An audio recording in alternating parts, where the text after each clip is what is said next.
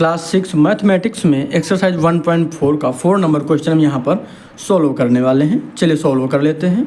बिल्कुल easy question है, बस थोड़ा सा ध्यान से समझिएगा। Give a rough estimate by rounding off to nearest 100 and also a closer estimate by rounding off to nearest tens. यानी हमको इसको पहले 100 के रूप में लिखना है और ऐड कर देना है, बाद में टेंस में क्या करना है, राउंडिंग ऑफ करना है और ऐड कर देना है, बाकी कुछ नहीं करना है। बिल्कुल आसान सा क्वेश्चन है, इसको हम आपको थोड़ा सा समझाते हैं। क्वेश्चन क्या लिखा हुआ है, 439 प्लस 334 प्लस 4314। क्लियर है ना।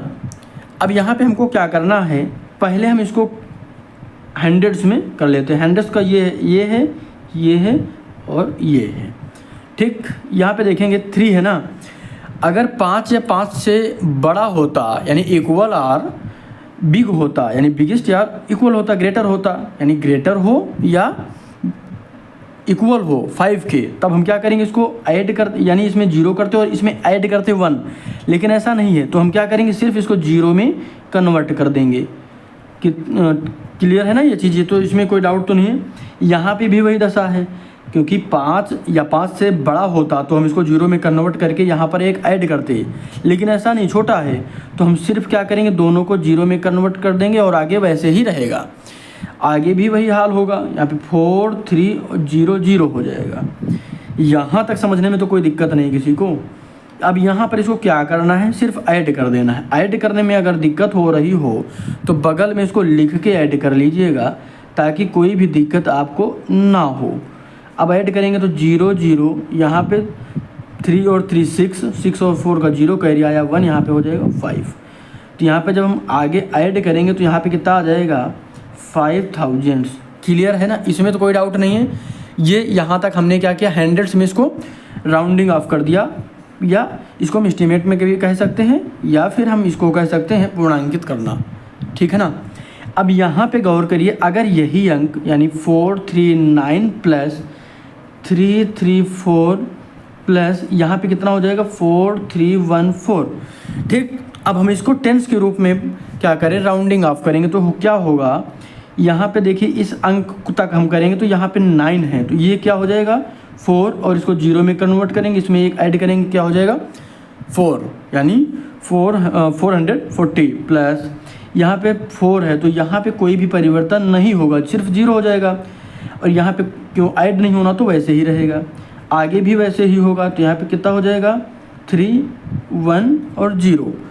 इतना तो समझ में आ गया ना। यहाँ तक तो कोई डाउट होगा नहीं किसी को, उम्मीद है यहाँ तक आपको एकदम क्लियर समझ में आया होगा।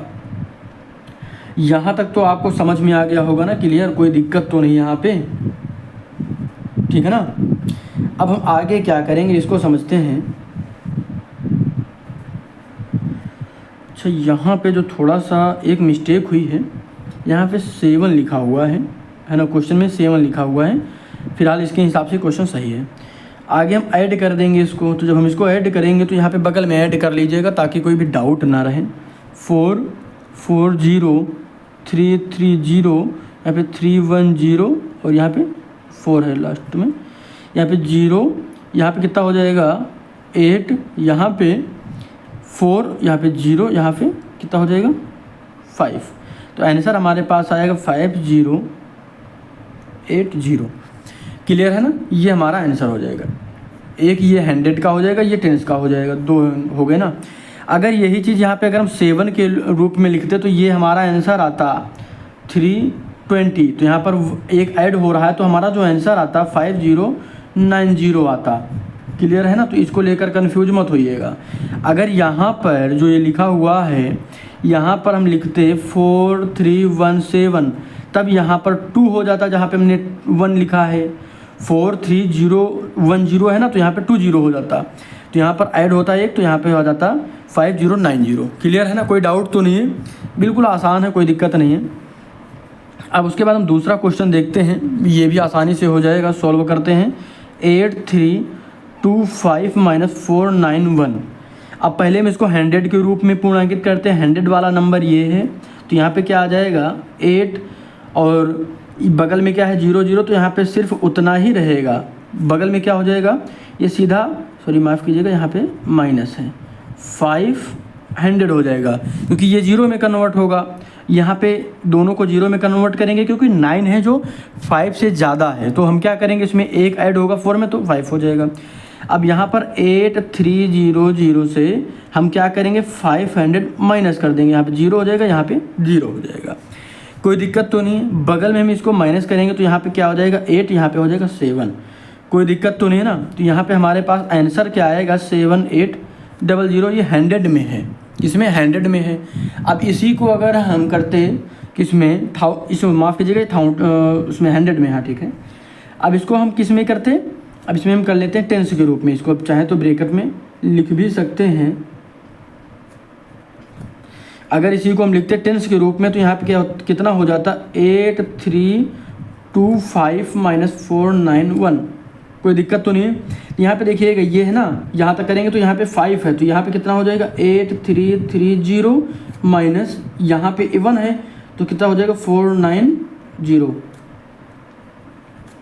यहाँ तक तो समझ में आ गई, यहाँ तक तो कोई डाउट नहीं है ना किसी को।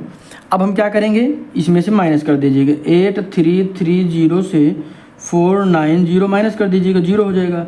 बगल से कह लेंगे 13 से 9 माइनस होगा 4, यहाँ पे 2 है, यहाँ पे 12 हो जाएगा। 12 से जब हम 4 माइनस करेंगे तो 8 हो जाएगा, यहाँ पे 7 हो जाएगा। क्लियर है ना, कोई दिक्कत तो नहीं है। तो यहाँ पे हम जब करेंगे तो यहाँ आंसर आएगा 7840। ये टेंस के रूप में है, जब हम टेंस में पूर्णांकित करेंगे या राउंड ऑफ करेंगे। तो उम्मीद है कि क्वेश्चन आपको समझ में आया होगा।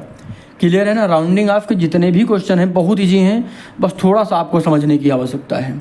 और उम्मीद है कि समझ में आ रहा होगा, इसलिए मैं ये रफ के रूप में भी चीज़ें समझा रहा हूँ। बाकी आपको इनको लिखने की आवश्यकता नहीं है, इनको मैं आपको समझाने के लिए तुरंत कर दे रहा हूँ ताकि कोई भी डाउट ना रहे। जब भी यहाँ तक पूर्णांकित करना है तो बगल वाला नंबर देखेंगे, बगल वाले दोनों अंकों को 0 करना ही करना है, ये फाइनल है। बस एक बात का ध्यान देना, 5 या 5 से बड़ा है तो बगल वाली संख्या में 1 जुड़ जाएगा। अगर 5 से छोटा है यानी 4, 3, 2, 1 या 0 है तो कोई भी आगे उसमें परिवर्तन नहीं होगा या ऐड नहीं होगा। क्लियर है ना। तो उम्मीद है समझ में आए होंगे। क्वेश्चन सॉल्व जरूर करिएगा, अपनी पाठ्य पुस्तक के जो भी क्वेश्चन हो उनको सॉल्व करिएगा। किसी भी क्वेश्चन में कोई डाउट हो तो ज़रूर बताइएगा और अपने सभी दोस्तों के साथ भी शेयर करिएगा। धन्यवाद।